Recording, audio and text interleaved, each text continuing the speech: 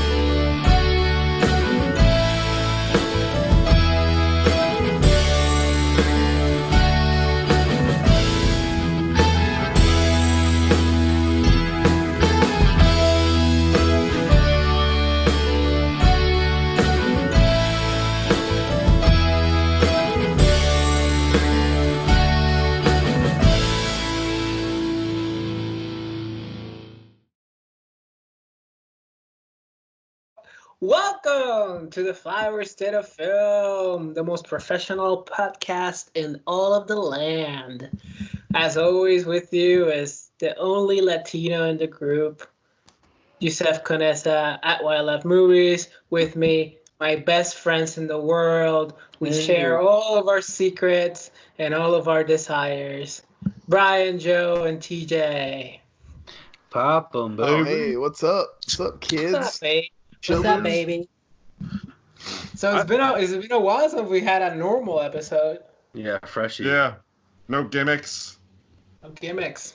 I feel like I could have some Spanish in me. I haven't done the ancestry thing yet. So I can put some Spanish in you if you want. So if we're looking at the news, we've been looking at the news, and it's a very boring news cycle. So we're reaching into the depths, and we're gonna talk about Rian Johnson is supposedly still in talks to do his trilogy, while the Game of Thrones guys are out. What do you guys think about that? That makes sense. I mean, fucking all right, cool. Rian Johnson's trilogy, I think, is just gonna pop out. It's gonna be one of these things that are on Disney Plus, like everything. So it's not gonna be as impactful as anything else. It's just gonna be news fodder and be like, did you catch that thing? And the Game of Thrones, the guys being out, makes so much sense. They had a shitty last season or so and bad faith with Game of Thrones, which carried in, and then they're doing these interviews where like, yeah, we've just been winging productions in Game of Thrones. Yeah. Also, but like, I've been having a little bit of Schadenfreude as like a guy who never cared about Game of Thrones, watching everybody kind of like turn on Game of Thrones for a while. I don't think it'll last. I think in the long run, people will remember the show pretty fondly. Oh no, I will. Right now, it's really funny for me to see. But I have to. It's especially funny when you remember that HBO wanted to give these dudes as much money as they wanted to let Game of Thrones go on as long as they wanted, to finish it whatever way they wanted, and they specifically ended it with this slipshod ending that nobody liked because they wanted to go work on Star Wars. And now Star Wars is like, you know what? On second thought, hard pass. Good. Well, I mean, it's hard to feel. It's hard to laugh at them knowing that they have a gigantic deal with, I think it's Netflix. Like, they're paying them a shit ton of money I even heard that to shit out a new TV series. So.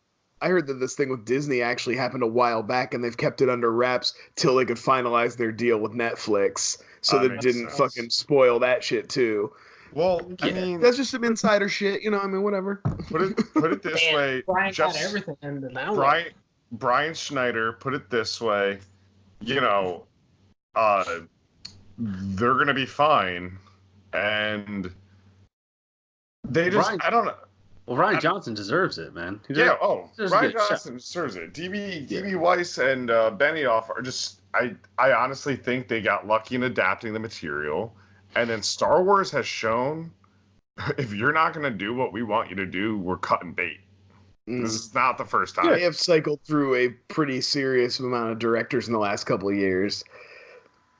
I mean, it's pretty crazy. It's pretty crazy that one of them was, Phil Lord Miller. Like, just imagine how fucking set in their ways they are that they fucking shut those two guys that are easily one of the best comedy directors. Like, minds. They didn't want a comedy. They didn't understand that.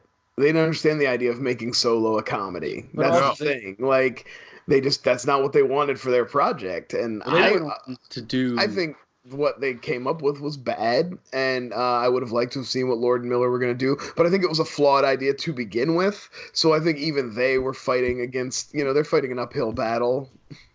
Well, they went on to do, Lord Miller, a better movie, or something more up their lane, to, like, Benioff and Weiss. I don't see them doing that. Like, they're going to do the Netflix thing, sure, they're just going to cough something out for them, but, like, I don't see them getting... I don't know. Do you think someone will give them a shot at something else, like movie-wise? If like Star Wars, like, nah, we're good, and then even I think it'll just depend on what goes through with this Netflix thing. Yeah. Yeah, I think they're gonna be in purgatory. And I mean, it's pretty stupid to say that they're in TV purgatory because you can argue that TV is where the money is right now. Yeah. In terms of, at least for writers and creators, actors obviously they can dabble in both. They're definitely not hurting for money. No, if that Netflix shit doesn't go, I don't think they'll. I mean, one of their outings is like X-Men's Origins, Wolverine. So it's not like Hollywood is clamoring for them to come back to the big screen. Wait, they did that? One of the writers, I think it's Weiss. He's one of the writers. Yeah. But also that's a movie that got passed.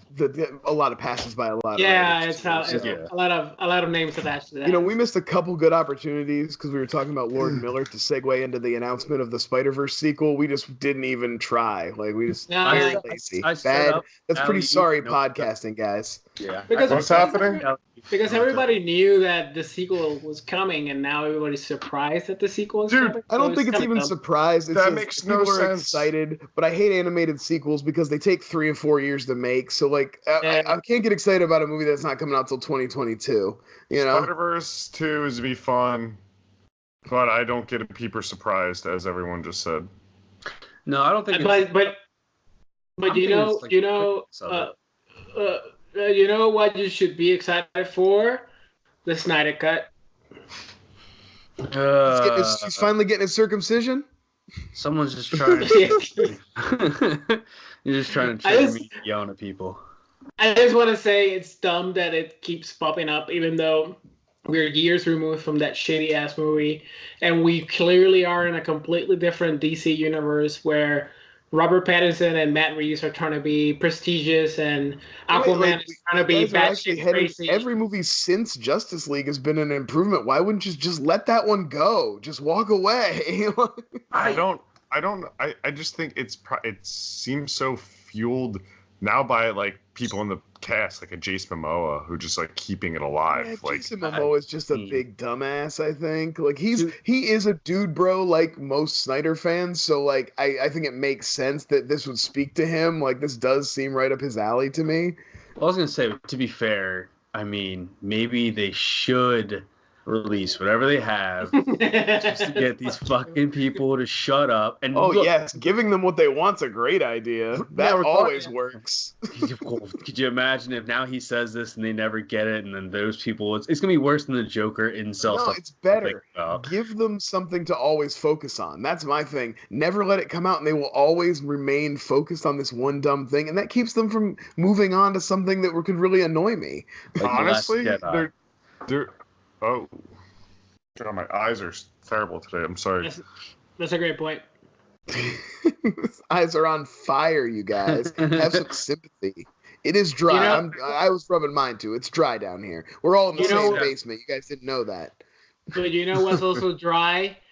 The box office numbers for Terminator Dark. Oh man! Have you heard? I haven't actually. Charting hasn't dropped yet as of this recording, so I haven't heard the final box number. Office Mojo, bro? Oh, guys, I can't even do my show anymore because Box Mojo. I can't do my charts because the Box Office Mojo doesn't do all the work for me anymore. I can't copy paste anymore. Terminator Dark Fate broke in at $29 million. Domestic? Oh, that's brutal. But it's already hit a worldwide of $123 million. So go fuck yourselves. Yeah. Oh, supposedly it's gonna lose 100. They say it was They say it costs around 185, and then if you supposedly double it for marketing. So hey guys, guys. Anybody surprised? No. No. It's a dead franchise. Shitty movies for a decade, and every time you go, this is the one. We're going back to what made T2 great. First of all, T2 isn't even the best Terminator movie. Take that. It's fucking the Terminator. That's the best movie. And they did everyone's doing the thing, bring back the older actress who, was established in the first one. It makes sense with Jamie Lee Curtis. Who, it still didn't make sense. Well, I think that is the cynical shit, though. I 100% agree that some studio executive who was like, look at what Halloween did. This thing was already in production, I'm sure, but this is probably what put their foot on the gas to get Linda Hamilton back, was when they saw the money that Halloween made. But guess what? They didn't spend $185 million making Halloween. They saved a lot of money by just copy-pasting from the other scripts into their script. You know what? I take it back, TJ. It made more sense than the Terminator Dark Fate, where Linda Hamilton's 85 years old. She's gonna her bones are brittle. Yeah, well, I'm sitting here, I'm like, my whole thing was that Jamie Lee Curtis and her is like, this is gonna be a shot. I might not know her filmography that well, but Linda Hamilton isn't doing what Jamie Lee Curtis did. Like, once she did T2, fell off the map a little bit, didn't really have the James Cameron thing, whatever. Other than that, excuse me, Dante's Peak. Oh, okay. I don't even want I'm not gonna let you slander the late career of Linda Hamilton by forgetting about Dante's Peak. Well, all right, I'll give you Dante's Peak then, and I'll shut up. So it's a terrible trend. It's not gonna stop. But why stop it when we can continue this trend by reviving other franchises that need to be revived? Brian. Yeah. Well, I was thinking about Terminator because that's a franchise that Genesis should have rightfully killed it. The movie was bad. It didn't do well. They lost money on the last Terminator movie. I mean, much like this one, they may break even with the overseas shit, but that's not a profit. You got to give more money back to those countries. You don't get as much back from foreign receipts. So that's not the same. So, it rightfully was dead, but because they still had one script laying around and the rights went back to James Cameron as a producer so they could squeeze that one more time, even though he fucking endorsed Genesis as the legit successor to Terminator 2, and this is the true... He did that shit for Genesis, then all of a sudden, well, now he's got the rights back. He's producing. That is somehow different. Anyway. It's John Carpenter with any Halloween movie. Right. The Shape. Anyway, sorry. So my point was, what is a franchise that is rightfully dead, that died a death it deserved, but that should get revived anyway and come back for no fucking reason? All right. Anybody you guys want me to start, or do you guys have something? Or well, we were saying beforehand in our pre-production meeting that we have that this was a hard one once you really got down and tried to look. And I could be funny with it, which also this one's also just personal taste. But I think that this trilogy ended perfectly, had a great setup to the ending, and then it kind of fell off. And there's something. The Dark Knight. No, that's two great movies. So I'm going with the Friday franchise. I think that they could do what they're doing with Coming Back to America and those older movies. You can bring Chris Tucker back, since he hasn't been in since the first one. You had Mike Epps, a great lead next to Ice Cube, great chemistry. Unfortunately, with this, when I was get some butts in the seats by bringing Chris Tucker back. Not a ton, but definitely you'd get some audience back. As I was thinking of this, though, unfortunately, I had a big box office because R.I.P. Pops, the one. That's true. Yeah, that could be the funeral. That's what brings them back together. Yeah. That's okay. Beautiful. You said, wow. That's beautiful. Yeah, you could do that. That's great. That's smart as shit. So I think that Friday... I'm prestigious. Yeah, it's actually really smart. You should review movies. That'd be a nice, heart-wrenching scene, and then also straight into the comedy. And things like Dolomite and having all these actors come together, you could have so many different... Why'd you specifically say Dolomite? Well, you have Wesley Snipes and Eddie Murphy together. I'm just saying, you get those type of things. You can get probably everyone. Then they had that fucking racist. Yeah, TJ, why don't you put some white people in Friday? Michael Rappaport. He's gonna make another appearance because he was in next Friday. But I think Friday franchise. What about you, Jusef? Who do you got? Oh, I'm reviving Police Academy. Ooh. Yeah, but How this many are time, I think 8. But this time, it's gonna be headed by the white dude that got fired from SNL. I don't know his name. Okay, Shane Gillis, the guy who was making Gillis. He's gonna be very the funny freedom of speech. I don't know what you guys saw, but I just saw a man expressing like some truth and just some freedom in comedy, really, right? Like He's a cool guy. So he's gonna be the new Gutenberg, okay? So he's gonna be the Gutenberg. Dave Chappelle's gonna be the Winslow. Louis C.K. is gonna be the lieutenant. Dennis Miller's gonna be the lackey, and the whole comedy is gonna be just like solely to piss off the libs. Just I love the conservative right comedy. This is like their comedy expendables. Yes. Do you have a role for Carlos Mencia? Yeah, he's gonna be cutting the lawn of the academy where he belongs. Nice. And there's gonna be a white guy. I'm not sure just yet, doing the Asian role. You know, there was an Asian dude, the tiny Asian dude that. Can I do my audition tape right now for you? You're gonna somehow make the horrible stereotype from Police Academy even worse by actually casting a white man. I like where this is going. This is Fuck PC. Fuck the libs. Well, yeah, exactly. It's just snowflake culture. I mean, you can get away with it if you cast Rob Snyder. You should there you go, Rob Snyder. Perfect. You should get some. You should get some boomers in there too. He's Filipino. Okay, boomer. Hey man, that's the N word for white people apparently. There's only white people are. I'd appreciate if you guys just use the B word from now on. I'd appreciate if you bitches would always use the B word if you're gonna call something. I was gonna say what was it? Buttholes. So that's gonna be my revival. How about you, Joe? Wait, you have no women in your cast, you sexist. Of course I don't. Toss. Tommy Lahren will be there. Come on. No, what women has gone like Roseanne? All right, well, I'm about to introduce some women in my revival. This is a movie. Any who has defended Woody Allen could go in there in that cast. Cool, ScarJo. ScarJo. She can play Asian too.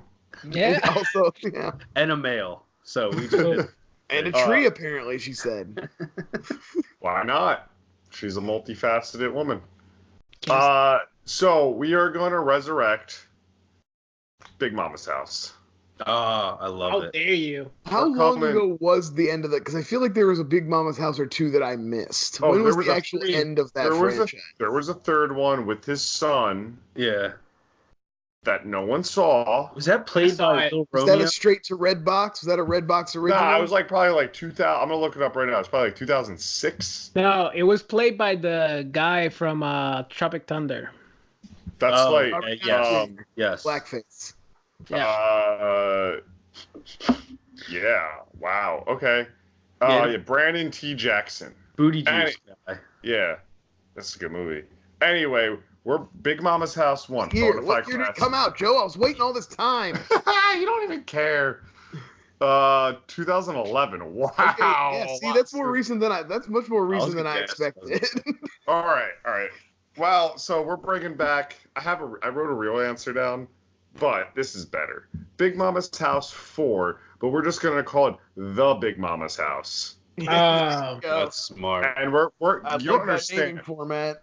You don't understand. We're about to get a Martin Lawrence Renaissance, with Bad Boys 2. He looks so unhappy about it. There. He was legit fun in Beach Bum. Yes, he was the best part because that movie was. But Big Momma's House, or I should say, the Big Momma's House, we're bringing back Giamatti. Yeah, thank you. Ooh. Yeah, we honestly the whole gang's getting back together. Terrence Howard. What's the crime though? Well, Terrence Howard's getting out of jail. Racist. Because he was arrested in the first one. Because he was the son's criminal stepdad. You've all seen Big Momma's House. It's criminal. You've all seen it. Yeah. Anyway, they come back and then they're Super fresh in my mind. and then they're like, wow, the dad wants to do some sort of heist, and then basically Big Mama's like, aka Martin Lawrence, like, gotta get the gang back. Son returns, but better, like how they did the Fast and the Furious later, where they brought back all the shitty characters and they made them better. They do that with his son back in drag. And then for hell of it, Fast and the Furious or the Fast and the Furious? Well, the one with the Rock. Too Fast, Too Furious. So then it's just this giant heist movie, basically with everyone in drag. So you have Big Mama, we're getting Miguel Nunez. So they're like a whole retirement like community full of old ladies. They play like a bunch of old ladies. Yeah, and they have to get Wesley Snipes and John Leguizamo in there. So you could call it the Big Mama's retirement home. They have to infiltrate a retirement home that a diamond was left in. What is that movie, TJ? What's the name of that movie? What movie? Anyway, Wesley Snipes, John Leguizamo, and Patrick Swayze. They're drags. Tu Wong Fu, thanks for everything, Julie Newmar. We could do a crossover, Joe. Guys, the clear crossover is getting Orlando Jones back to reprise his role in Juwanna Man. Juwanna Man. Oh, jeez. It writes itself. Big Momma's House. The real answer is that. I think we could do the three. Like, just get everybody in there and just everybody in drag. But they were drag queens. They weren't Miss Doubtfiring it. Oh, get back Robin Williams. Oh wait, he's dead. So Brian, where are you going with your franchise? Oh man, there's a lot here really. I mean, but I think there's one that they've been trying to get going that's I've always wanted, and every time they do it, even when it sounds like a terrible idea, I still root for it, and that is the fucking Monsterverse, the Universal Dark Monster Universe, whatever you want to call it. Ever since it was like Arnold Vosloo, Jack Nicholson's Wolf, Bram Stoker's Dracula, and Robert De Niro's Frankenstein, I wanted those guys to come together so bad. And then, like, remember when Van Helsing came out, and I was like, oh yeah, this is gonna be my shit right here, because I had seen Underworld, and I didn't realize that was bad yet, so I was like, this is gonna be tight. And then Dr. Jekyll and Mr. Hyde looked like Frankenstein at the very beginning, and I was like, oh no, it's gonna be okay, it'll be cool. And then it just continued to get worse. Frankenstein. Oh yeah, that's what I'm saying. Frankenstein also again. I was like, this can happen. We're gonna get there. No, it's bad. Dracula Untold, same thing. He makes a fist with bats. Yeah, it's good. Yeah, I know what he does. What if Dracula was Batman?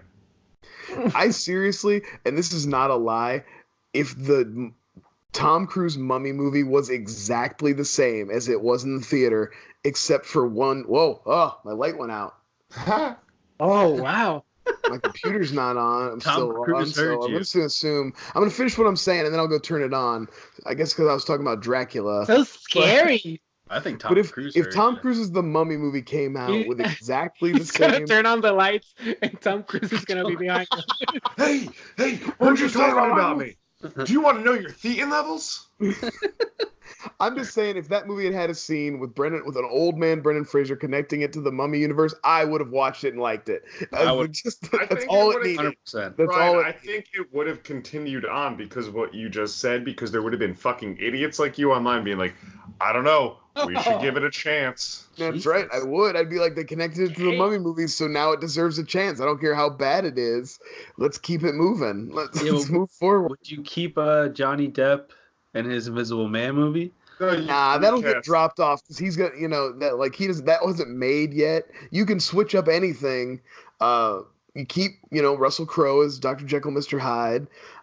You can decide if you want to bring back the Dracula guy. That just depends. What's crazy about the whole what's crazy about the whole dark universe thing is you hear the stories of like how the Universal just had a whole wing dedicated to that to that universe they were building. They had sets built and they put a lot of money into it and they just scrapped it. Well, I was gonna say, I mean, the one person that did it right, I guess, for right now, if you like it or not, is Kong Skull Island, where they had the entire at the end of the movie where it just has the film strip. He's like, these are all the monsters still in the thing. You're like, okay, I get it. And also Godzilla King of Monsters kicked ass and was fucking awesome. So, but this one, they tried to do that, and they're like, we have a whole wing, and then he does this little hand thing, and you're like, and he grabs it, you're like, oh yeah, it's gonna be something dope. And exactly what Brian said is like his fingernails grew a little bit, and he got yellow eyes, like jaundice. Right.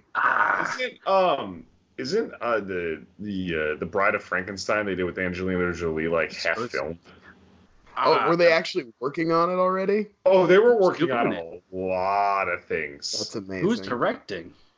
I think it was Scott Derrickson. Oh, I think you might be right. Of Hellraiser Inferno?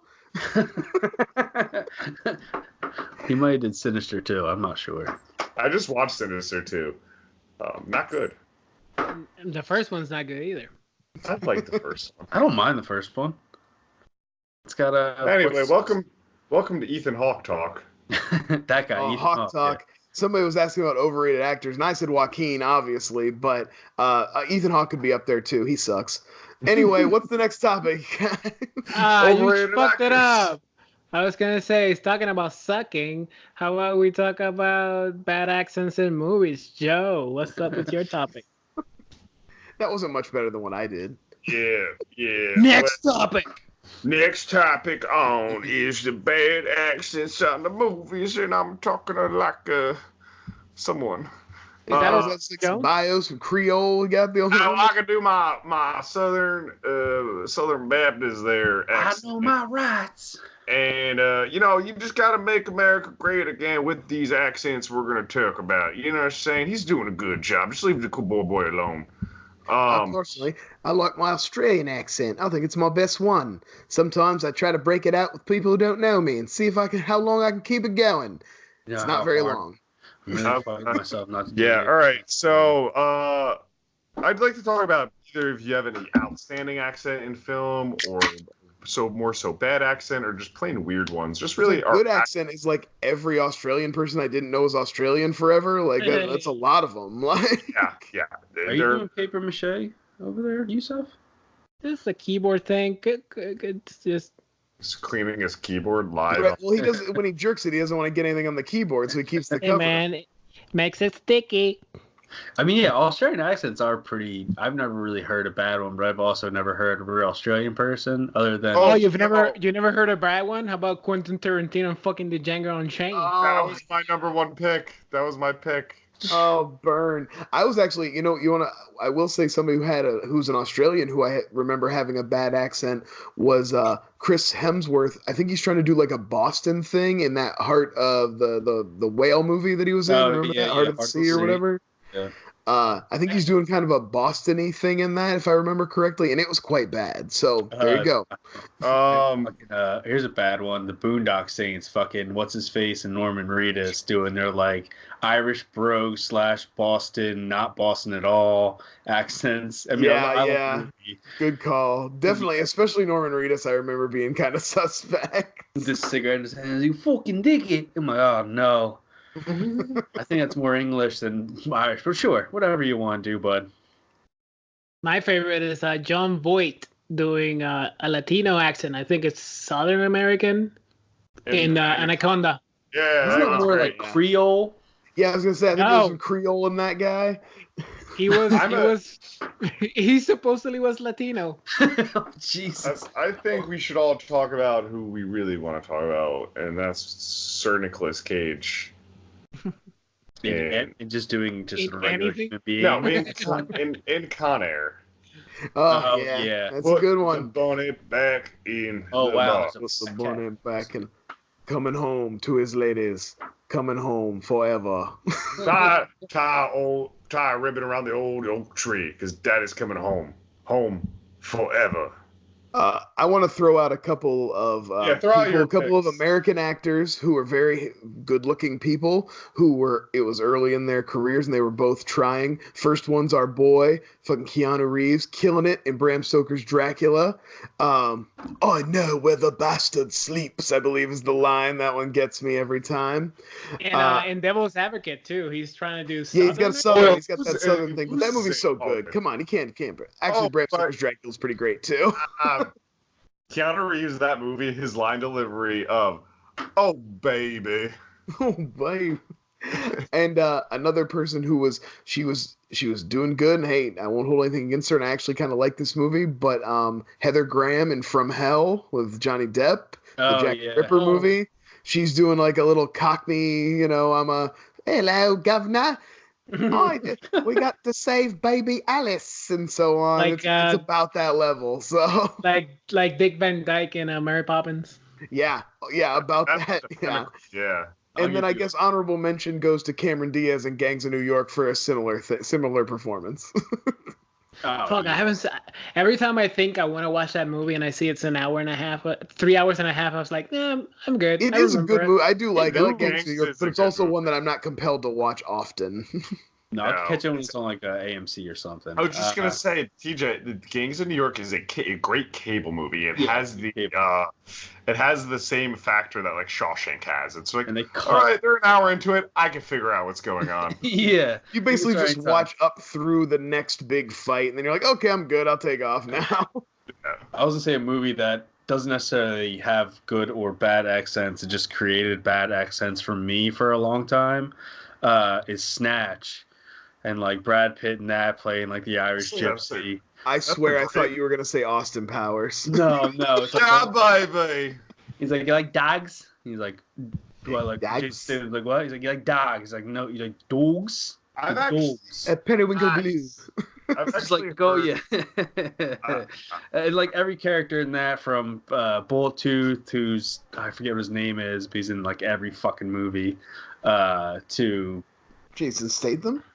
No, the other guy that's the hooligan. Yeah, the hooligan guy, the soccer hooligan from Euro Trip. He's in it. Oh yeah, Vinny Jones. Yeah, so like shit like that, like those type of characters. How could you forget the Juggernaut, dude? The best on-screen the Juggernaut, bitch. Of the Juggernaut. It's just like one of those movies where 14-year-old me for at least like 6 months were just doing those fucking accents, awful, and pissing everybody off. Like the time I think that happened to me with The Departed. Everybody got the Boston accent. Everybody was talking like that. Were you doing it like that? Yeah. Got it. I always practice it like Brody in Jaws. You pack the car. yeah. Down by the yard. We gotta mention John Wayne as Genghis Khan though. That's the best. That's good. I don't think I've ever actually heard him speak as Genghis Khan. Did he do a full-on like broken English thing? It's hey Pilgrim. He's like, I am Asian, Pilgrim. But, hey, that's better though. Honestly, I'm glad he didn't try to do a voice. Honorable mention for TJ, Tom Hardy's Bane. I mean, I can't ignore that voice. Oh, Tom Hardy from the Revenant too. I think should get an honorable mention too. The Pelts guy. Pelts, get your pelts. I thought the dude was just really into getting laid. Oh, that's so bad accents out there, and it'll keep coming, guys. Just the best part about these movies. Oh, shout out Hans Gruber and his American accent. Oh no, my God, you're one of them. You're one of them.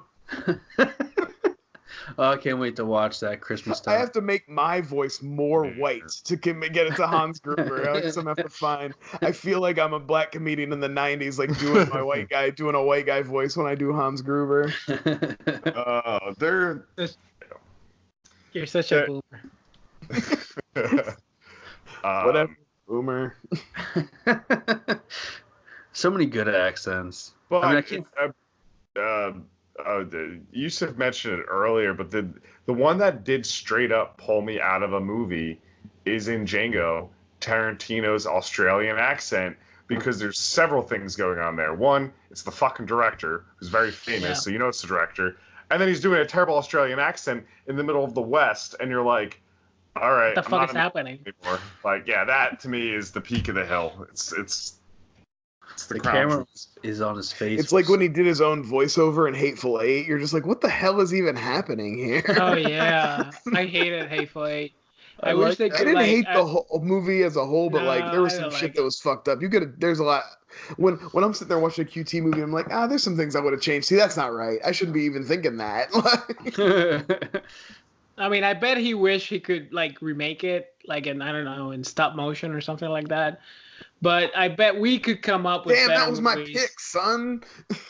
TJ, what's your top pick? Halloween Pass Guys, and probably one of the best stop motion movies ever. Was based around Halloween, also Christmas. You can argue either way.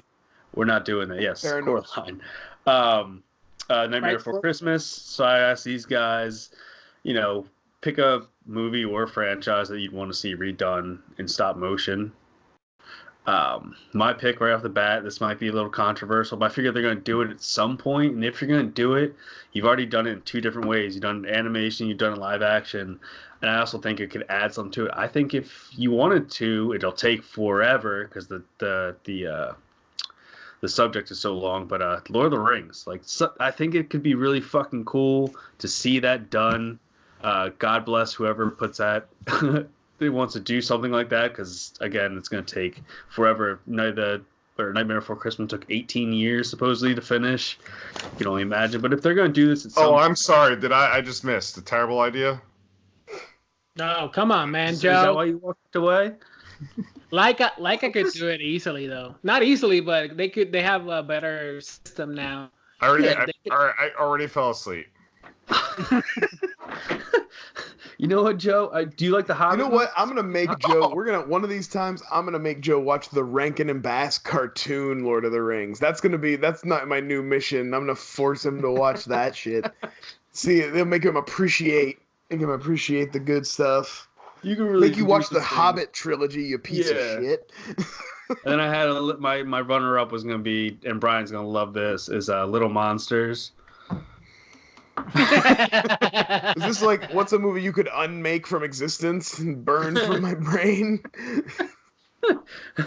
You can do the whole monster underworld in a pretty good. Yeah, they did. It's called Monsters University and Monsters Inc. And it was they did that. It was a much better idea. But it's not in stop motion, and that's the point. What do you got, Joe? I'd like to see The Mighty Ducks reboot it in stop motion.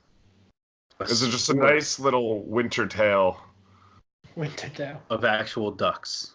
Yes. Oh, okay. Are they going to be actual ducks? That makes sense. Oh, if you go by the Disney Zootopia? Oh, the cartoon. Now we're just spitballing. I like that idea where they're the Disney cartoon one. Yeah, where they just they're like superheroes and they play hockey for some reason. Wait, is that going to be on Disney Plus? Because if that's on Disney Plus, guarantee that if it's Tailspin's on there, guarantee that's on there. They got gargoyles on there. That's almost. If I didn't own gargoyles already, that'd be worth it. We're losing track. But yeah, I actually think that's actually smart. If you go that way, if you go with stop motion little kids on skates. I was going stop motion little kids on skates, but we can pivot, right? That's a great idea. This is an open platform, my dude. And you could also introduce Howard the Duck at some point because they're alien ducks. Do we get story credit though, or are you only? No, Disney's not going to let us get any credit. Yeah, well, also, was that in the same universe as Tailspin and that, because they're ducks? Did they also? Because I thought, they were they a different thing or? They're space aliens. They're aliens who happen to look like ducks. Okay. Mighty Ducks. So Howard the Duck's really the way to go on that one. Yeah, and he's in the Disney family now. Yep. Cartoon. See, I mean, that's a smart thing to do. And has Disney ever done stop motion? Disney? Oh, I'm sure. No, I mean, I don't remember a stop motion Disney movie. I honestly don't either. No, I don't think so. All top of my head is Kubo, Coraline. That's Laika. Yeah, that's all there, and those are all one studio. Yeah. That's why, you guys are throwing out kids movies mostly, and that's fine. I get that. That was my first instinct too. Lord of the Rings for adults. Man, there's guys. I have good news. That Mighty Ducks cartoon will be on Disney Plus. Oh, thank goodness! I'm so glad that you interrupted me to say that. Now shut up. Another thing I won't watch. Go ahead, Brian. Anyway, my first instinct was the same thing. There's been lots of underrated kids movies, and I was like, just turn one of those stop motion, and then that would be cool, and that would be a new gimmick they could sell it on. But Leica's been doing great kids stop motion movies for years now, and nobody goes to see them in the theater, and they just labor as cult classics on DVD, and nobody cares.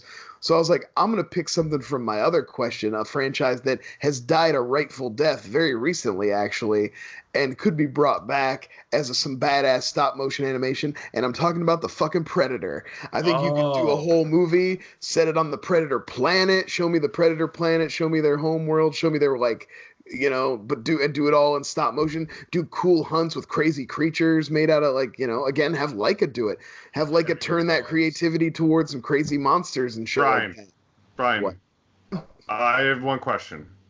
how do we get autism into this? Well, again, like there'll be a predator who has autism that makes him really good at hunting. Because autism is like a superpower that makes you good at one particular thing. That's how it works. Because they brought the kid from Wonder to their planet to dissect his autism to gain his powers. Yeah, I think that's exactly how it worked. Oh, okay. Now, Joe's ruining a very good idea because he's mad that his idea was very bad. But my idea is actually something that would be worth watching. I like your idea. Predator planet, stop motion, dreadlocks.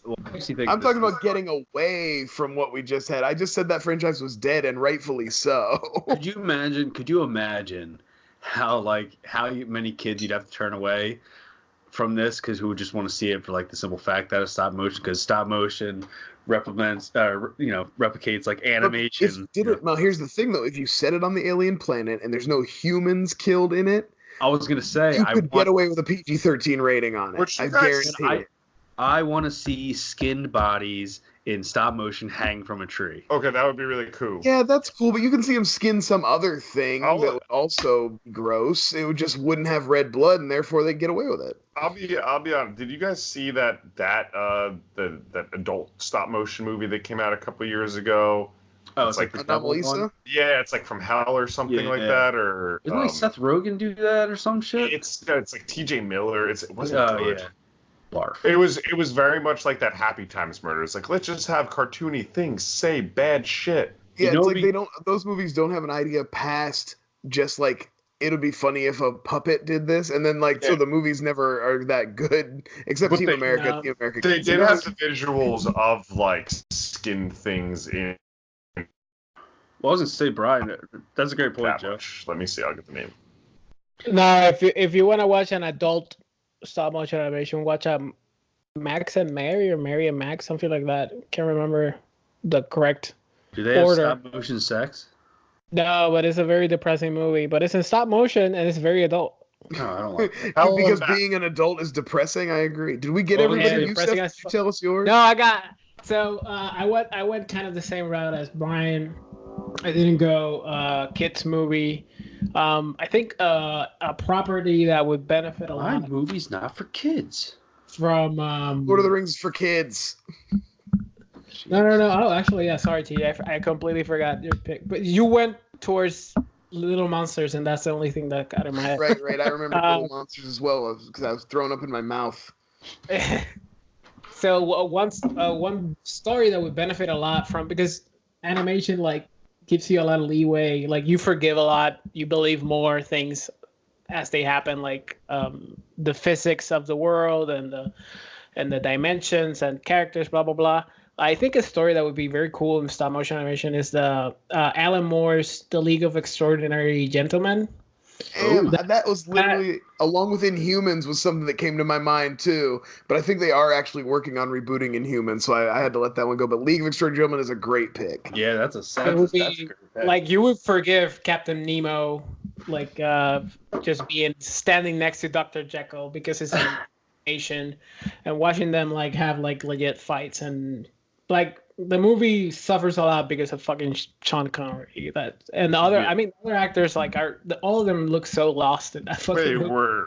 we're not bringing Sean Connery back? It's weird. The guy who plays Captain Nemo is one of my favorite parts of that movie, actually. That's true. There's a DVD bunker. That's one of my earliest episodes, DVD bunker about League of Extraordinary Gentlemen. You guys should check that out sometime. That's my pick. Give me money, Disney. No, I think that's a smart pick because you can do a lot. Because the best thing you do with that is all the monsters. Plus the kind of Victorian aesthetic looks cool with stop motion, and stuff like that. Yeah, you can play with the colors, the different worlds have different palettes. So I deem myself the winner of that, but Jusef a strong second. All right, let's go on to our final. Let's talk about the movie, guys. Ooh. All right. So I made the guys watch a little movie that it's been a while for me, but it used to be one of my go-tos as a youngin, youth in my days. A young gun, would you say?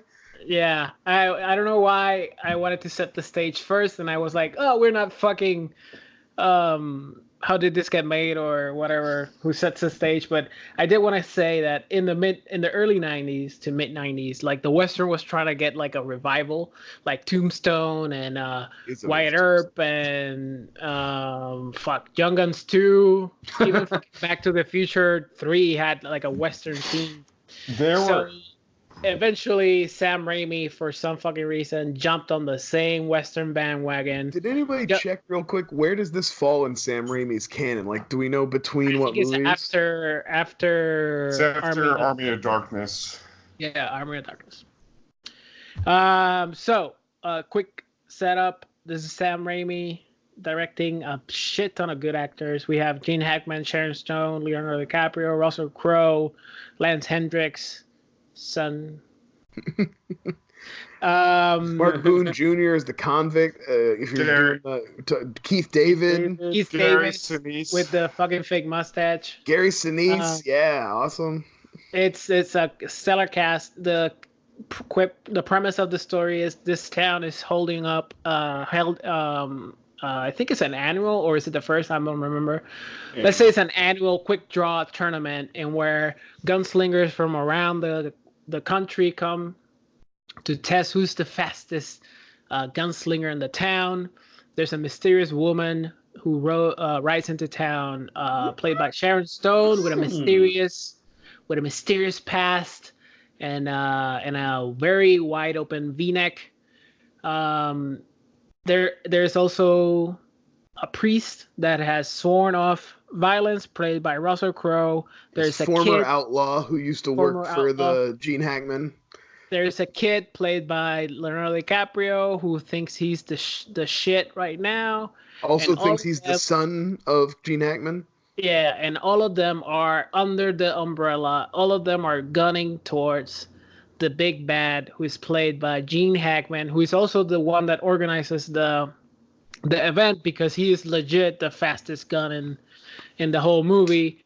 And that's pretty much the premise. Like, all of them have their own vendettas. All of them have their own things. It kind of feels like Gene Hackman's playing a parody of his character from Unforgiven. Like, yeah. They were like, let's kind of crank that up a couple notches. I never saw that. Like, you're giving me 8, I want 15, Gene. Let's go for it. Believe me, with the camera zooms and the angles, you're gonna look fantastic. But yeah, this was probably my 10th viewing. How about you guys? How did you receive it? I don't know. I think Joe, this is your first time. TJ, maybe this is your first time. So, Brian, I want to hear quickly from you. How was it in your rewatch? And then I want to hear from the guys, like your first viewing thoughts. Before we get into that, real quick, I got a couple more shout outs from the cast. This movie hits me on 2 levels. First of all, I'm a sucker for like a really good ensemble cast of like character actors. I love that. But also a movie where everybody has like a really distinct feature. This movie feels very much like a comic book to me, like Blade 2, where every person who's in the gun competition has like a gimmick or some like memorable thing that like tells you enough about their character that even though you only get to see them maybe for some of these guys for one fight or so, it still like gives you something. Yeah. But real quick, from the cast, Tobin Bell, Jigsaw himself. Oh yeah, Tobin Bell. Is like at the very beginning. Pat Hingle, Commissioner Gordon from the Batman movies, Tim Burton Batman movies, is the bartender. I'm trying to make sure I didn't want to miss. Oh, and the one that I really love, the Swedish champion Sven Ole Thorsen, who is the security guard from Mallrats. Ooh, I have 2. I'll give my shout outs. Who did you miss? Home Alone Old Man. Oh yeah! And he literally has almost the same speech with Sharon Stone. Yes. He has the, do you remember? Did you see me looking at you? I was like, oh my god, is Kevin McAllister here? He's also the old man in Vision Quest. Nice. Yes. Who else? Good old man. That might have been it. That's the one that's talking like Home Alone. We just learned that TJ does not know how to camp. I said Sorry, 1 so 2. real quick, as far as a rewatch goes, I probably didn't see this. This came out in '95. I definitely didn't see it until like the early 2000s, but I've always really liked it. It held up really good for me, so we can just talk about it. But yeah, definitely was a lot of fun. Oh, I one thing I want to say, 'cause if not seeing it or give my thoughts, is you used to mention about how there was this big boom of like westerns and whatnot about the time it was being made. Reading the trivia, I believe this was the 14th western put out that year, and the production had trouble getting actual costumes because there were so many other productions using western costumes. That Well, they I were kind of got unfortunate. confused with Sharon Stone's like super tight leather pants at one point. I'm like, aha, okay. I was Got it. never Everything confused. about her makes. That was. But I figured out my second one, and this one's just for anyone who likes Christopher Nolan's Batman movies. But the dude with the missing eye who stunk real bad is the crooked cop from Batman. Yeah, Mark Boone Jr. I said that. Did Damn. you say him? Okay, yeah. See, so that wasn't. TJ does not know how to count and is not listening to Brian. Guys, So- you gotta get on my level, man. Come on. My bad. So TJ, did you like this movie? Just No, actually gets to talking. Yeah. You know, guys, Sam Raimi and me, we have some ups and downs, but this movie actually, I fell in love with. Everything. Awesome. I was a big fan of Leo's character in this, actually, more than any of them. The kid, because I saw a little bit of me in him. You know what I mean? Somebody that's lost behind underneath a hat. Yeah, trying to impress everybody, but no one likes him at the same time. But like this movie, the scene when he's hitting on Sharon Stone made me laugh so fucking hard. and the scene when he wakes up in the morning cooking her breakfast. Woo-wee! Yep. So like that, and then she's like, "Your bed's so hard," and he's like, "If I don't sleep on it, they steal it." And then he shows his dynamite underneath. Keep it in the back of your head. That's right. Set up. Yeah, but hey guys, I mean, did anyone else have a little Flyover Seda film boner when they did a bracket? Yeah, I True. did. Yeah, good tournament. I love a good tourney. Good bracket. I saw it on the How about you? chalkboard. How about you, Joe? You like it before we start talking shit or making fun of the craziness? That's a great point, Joe. I love it when you bring it. You fucking bring it hard. God, Joe. Shut up. No, I don't like this movie just because of that. I was like, what?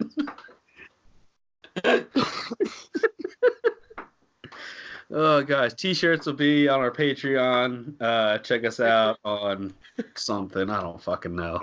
So, Joe, you like it. I really liked this movie. It was really solid.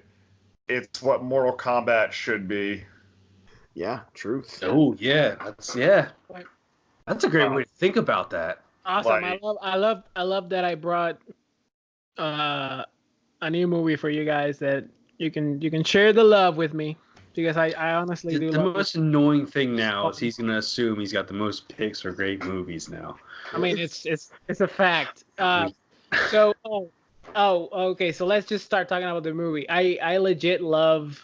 Out of all the characters, the introduction of Lance Hendrickson. That's one of my favorites of the entire thing. The way they play that out too is perfect. He's such a gimmick. Like, he's the biggest gimmick of them all. When you And actually see him putting the shoe grease in his mustache and shit, you're just like, yes. he's I like, love every time I kill a person, I add an ace to the card. And he's like, showing the card deck. Like, that's a legal deck. I love the way, like, the structure of a good tournament movie like this. You think of something like Bloodsport or something like that. Yeah. All the other people, like, you got your main characters, and then they fill out the roster with kind of nobodies.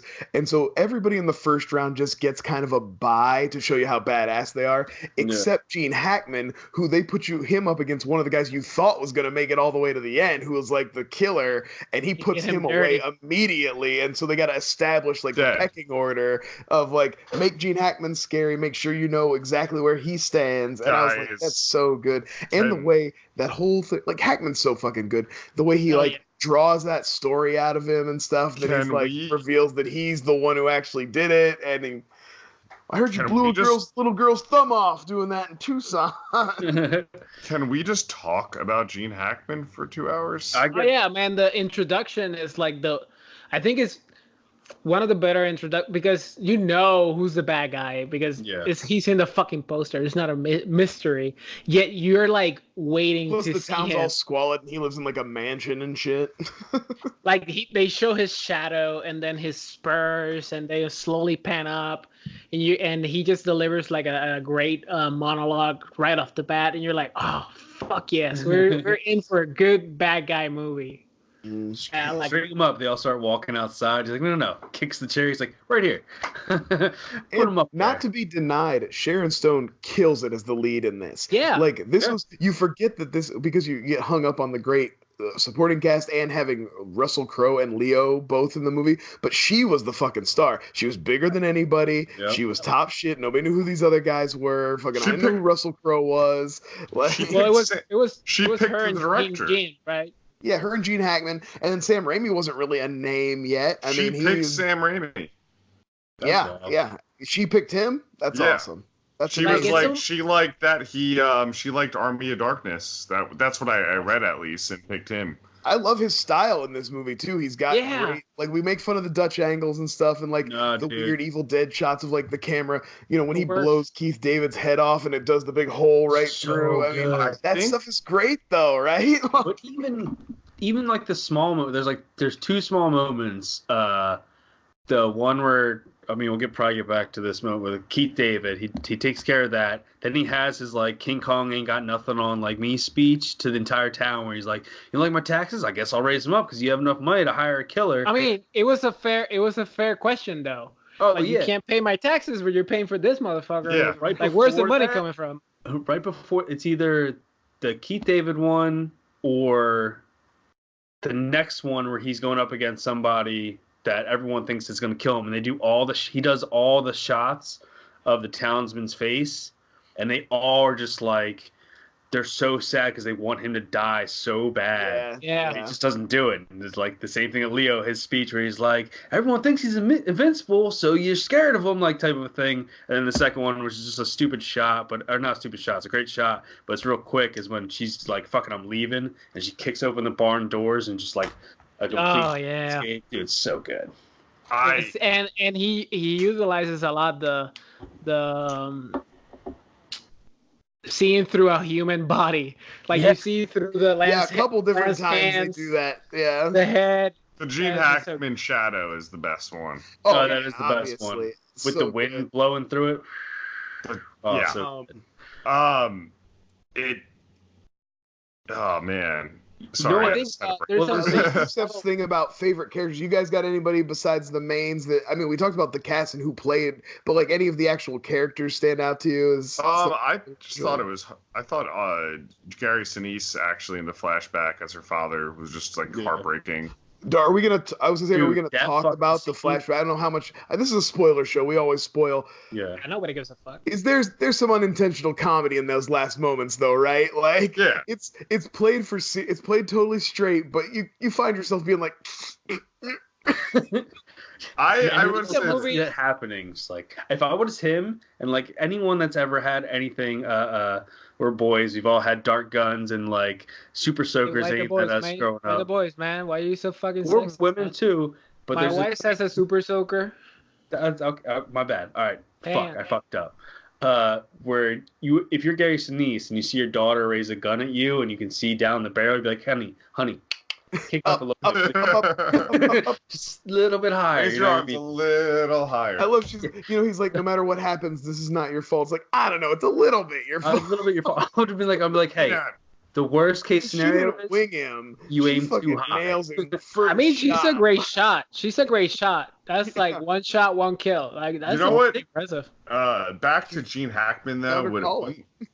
Back to Gene Hackman talk though. What is a really awesome part of his character is his relationship with Leo, though, being like this soft spot of like, not your time. Don't like trying to convince someone when he first goes to buy the gun. For Russell Crowe, and he's like, "Look at your hands. You got a farmer's hands. You're just different stock." You know, he's just trying to discourage him, trying to run him off. I bet he does. Leo's hands are not farmer's hands, are not gunslinger's hands. I don't know what Leo hands are, but I think hands, baby. Pussy popping hand. They're just so slippery. It's like a waterfall. It's so much worse. You threw yourself completely off with that one. Well, that whole scene also, I was to say, Russell Crowe. I mean, the scene where he finally gets water when it's raining, and they have that whole boat up where he goes to the cup of water and it falls over. He's like, fuck. No, I have a problem with that scene. It was not that far from him. No, it wasn't. Also, he could just go like this with your hand. And you could move forward with your base. Like he had an arm to move over here. I love the first guy that he fights who like sends all his kids to beat him up. Like he's got that like pack of kids just wailing on Russell Crowe with logs and shit. What's he like? Our daddy's gonna kill you, preacher. And everybody hates him so much in that movie. Like like a bunch of like extras are always screaming at him for no fucking reason. Fair, he was Gene Hackman's dude, so he probably terrorized that town to some extent too. How Gene Hackman's pretty much been there since he killed Gary Sinise, right? They don't have a moment. They don't like have a moment at all where it really explains why he went to priesthood. Does it? Just that he like renounced his life of crime and but he just says, "I renounce violence," and like that was it. I'm like, oh, it's backstory. Well, they say it. They say it, but they don't say it because Gene asks him like, "When was the last time you killed?" And he says, "You know exactly when." Yeah. Yeah. So something happened under Gene Hackman, forced him to kill or did something they didn't want to do, and that was the end. And he left. I like that it was vague though. It's completely. It also completely keeps everything as Sharon Stone's story though, by keeping all that other shit vague. Well, and again, it's like that prequel thing. It doesn't matter what it was. We know what it was. It was some job. He had to kill. He didn't like it. He had to do something he didn't want to do. Like I said, we already know. Shout out. I don't know the name. It's something good. It's like running horse or whatever. But the scene. Like Stone Horse or something. Yeah. Spotted Blanket. Spotted Horse. Yeah, he's like got all those bullet wounds and shit. Yeah, so like, good. The fight with him and Russell Crowe and little blind kid who's finding the 38. He can't find the bullet in the thing. He's like, he finally gets it, throws it to him, gets him in the head, and then he still does the arm thing. Yeah, the arm. Like it's such great Sam Raimi That comedy. scene. Brian had a great joke though. Brian had a great joke about how much would it. You say it, Brian. I don't want to say Well, it's just like you like a moment would have been perfect if like the kid spends all that time finding the perfect bullet because he knows it by touch, but then when he throws it to Russell Crowe, it just lands like 20 feet away from him. He's fucking blind. That scene. Russell Crowe's just like staring at the bullet like 20 feet away. He's like, what the fuck are you doing? Why didn't anyone who could see look in that box that little kid had? And then, he also didn't move his feet when Sharon Stone pegged the picture at him. So his depth perception isn't as crazy as everyone would think it is. So, one of those. But there's a few moments like Joe and Tia has said so far of great details of the world, and one of them that I really love is when the bartender kind of like contemplated taking the gun. Yes. He's like. And then Sharon Stone just fucks him up. Yeah, that fight. I love that fight where they're running at each other in the rain, just firing at each other. That's such a good one. There's a lot of good moments of tension. Like one of the best examples is the dinner scene between Gene Hackman and her, where you hear the pistol like clicking. But it's his last thing. Yeah. Throws you off. Yeah. I like the way they found ways to vary up the gunfights too, to keep the tension but have different dynamics in each one to kind of like keep it so it didn't get bland or anything like that. That's something I mentioned Bloodsport when you do a tournament movie, but it's like you got to have different gimmicks and vary up the fights and give you something different every time. And whereas gunfighting isn't like martial arts where there's multiple flashy styles, you got to be a little creative. They were able to keep the clock thing too somewhat fresh to where it didn't get too bad. Because at one point when you're like, okay, I'm sick of staring at this fucking clock, waiting for it to get over to the hour mark, and then it goes kaboom. Yeah, so that builds right to that explosion. But they were like another moment that I like that foreshadowed what was going to happen to Leo when he fought the Swede. He faked getting injured and he fell. Yeah, it's good.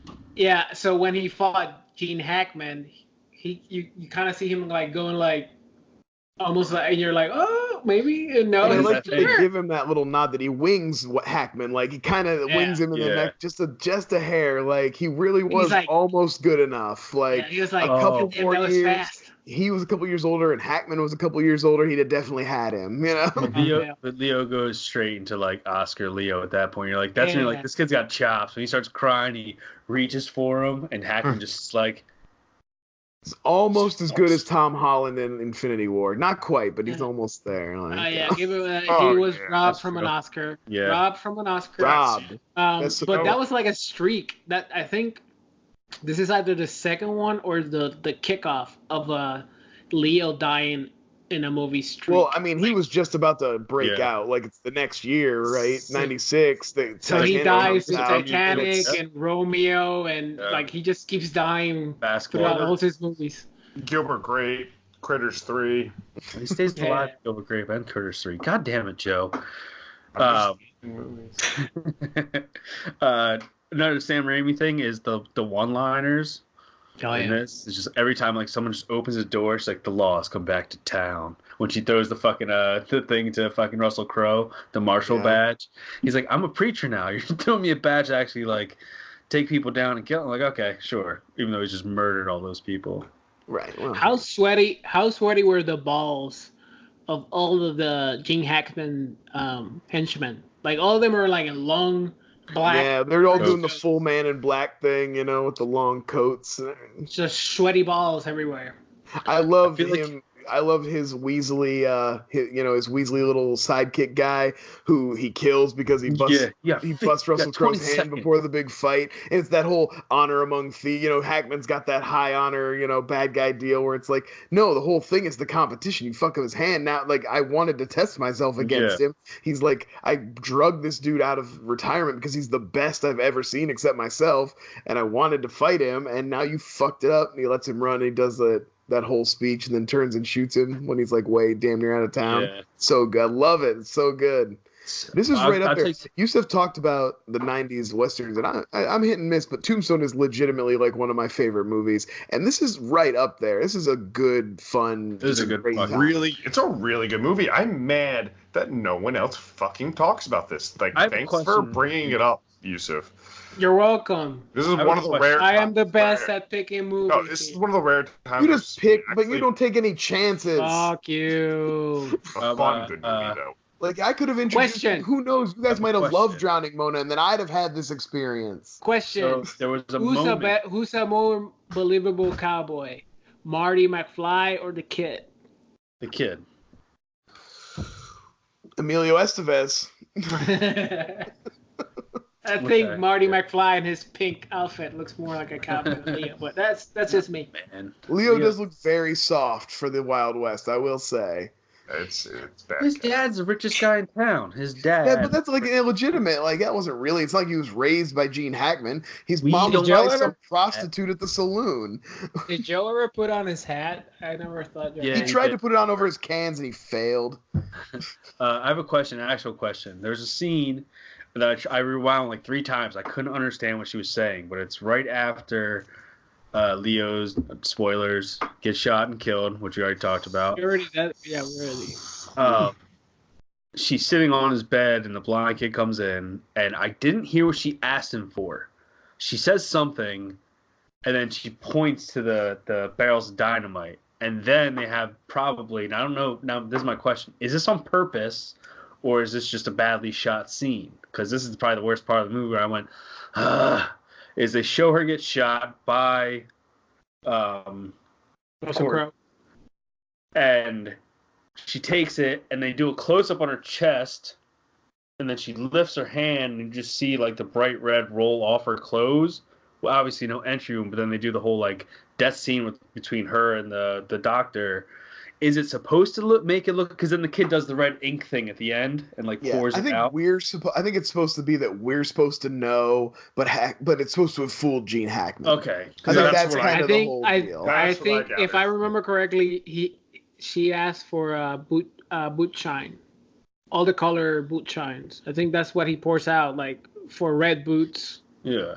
Okay. So I'm like, because was that he's on a boot purpose at that shiner. time? Like, I remember the scene you're talking about, but I don't think I remember exactly what she said either. I thought she said, "Do you have wick?" And then he says, "As much as you need." And, wick to light the barrels. Okay, yeah, that could be it. That could be But it. I think maybe. she said ink because on the bottle it says red ink. Okay, there you go. Pours it out. So I'm like, All right, let's You know go what? Either of these to work because they both ratings work. Yeah, that didn't bother me. phase. All right, Joe. What are you giving this movie? Ooh. Okay, I'm gonna give it. I'm gonna give it 8.7 open bullet holes ooh. That you can Where are see where are the bullet holes? through your body. Very, very. Fucking. All right, I'm gonna give this one. I'm gonna be right there with Joe. I'm gonna give this 8.7 dick shot off. Yeah. That's, you know what I mean? That was a great scene. So definitely 8.7. Well, I was going to say 8 3/4, which is 8.75. Because I don't know if she got the whole thing or just the tip, or if she got like Probably the got the base whole and took it thing. all off. So You know that I'm dude with just you, had a man. short little chode. She got the whole thing. I thought that was Nick Offerman for a minute. Nah, he was Well, if you wanna this see- up this time. If you want to see Nick Offerman's show, watch the Western series on HBO. Deadwood? Deadwood. Oh. He's naked on that one. Go ahead, Brian. What Sorry, you I'm give just the picturing show? Nick Offerman's chode. I mean, this is a good. I think I was gonna go about 8.5. I think I don't want to. I think this is perfect. So we're all You don't right. want to give me you don't want to give me too much credit. Yeah, well, now that everybody else rated it so high, I can feel good about just being like 8.5's fine. Yeah, I'm gonna give it Fair. an 8. I'm gonna give it 8 out of 10. Ooh. I love this movie. So much fucking fun. It's the perfect flyover movie. It's like it's like a nice tight 90-minute Yeah. fun ride. So I'm glad you guys enjoyed it. I'm glad you had fun. This means that we're gonna take a sharp left turn into TJville. Yay! Jusef What's up, has to TJ? give it he wants to pick more thought-provoking and art house shit, but he knows he has to cleanse our palates before TJ picks a pick every time. So he's like, all right, I'll give you guys a break and pick something just for light and fun and All right. So I had two options. I don't think I'm going to give you two. I think I'm just going to pick one. I was going to give you two and then flip a coin, but I'm just going to pick one. And I'm going to go with 1997's Kurt Russell classic, Breakdown. Oh, all right. I remember Breakdown vaguely. All right. Nice. I'll take that from Brian. I know Jusef and Joe. Joe definitely doesn't, because I'm pretty sure he was born in 97. I do too. Quick little story. A gentleman is driving cross country with his wife, pulls over the side of the road, car breaks down, wife disappears. We have some fun. Spoilers. Oh, I've seen this movie. That's all in the trailer, Jusef. No, I've seen this movie. Good. I believe I have never seen this movie. Good. And I can't wait to hear it, because it's Kurt Russell. It's in his Wait. prime. Wait. No, All right. Yeah, this is like executive decision era Kurt Russell. Yeah. No, I'm thinking of the movie where Sandra Bullock goes missing. You thinking about Vanishing? Yeah, sorry, I have not Vanishing? seen the breakdown, but I do know that guys, if you have a Stars subscription or a way to get that, it is on Stars apparently. Breakdown. No, All right, before You're gonna have to do better than that, before, Joe. So get to work. before we vanish from your ears, let the people know where they can find you, Brian. Oh, well, you can find me on Twitter at Hercules, just doing my thing, talking trash at things you probably like, getting blocked by people for reasons Badgering me. unknown. Joe. Hey, you can find me also on Twitter discussing What? the DVD bunker. Oh, see, I didn't even plug it this time. I waited on Joe. And but you can also find me I don't know, talking on Twitter about things that no one cares about. TJ. I can't, Joe, except when it's sports. Are you gonna say something people care about? Nope. Guys, you can find me on Twitter at TJDex. You guys are on Flyover State of Film YouTube. Check out, if you're not too sick of Halloween shit, our Halloween bracket Our Halloween special, see us dressed up in costumes. Some look better than others. Me. Other than that, I forgot what I was going to say. I think you said everything, right? Oh. Did your plugs? Yeah. I'm thinking of stuff right now to say when the Snyder Cut actually comes out, and I got to deal with a whole bunch of people. So that. Yeah, I mean. WhyILoveMovies.com at WhyILoveMovies. It's November. Are you back? Today I'm back. Uh-oh. Oscar season. Oscar season. I'm back, baby. We go read my 7-movie review of Pedro Almodovar, the fucking genius of Spain. Weird motherfucker that really likes to see people get murdered, raped, incest. What movie is this? Just 7 movies. I talk about Bad Education. I talk about Matador, The Skin I Live In. Like 7 movies from him. That guy. Fucking genius. So go read some words. Did you see Be a nerd. Bye.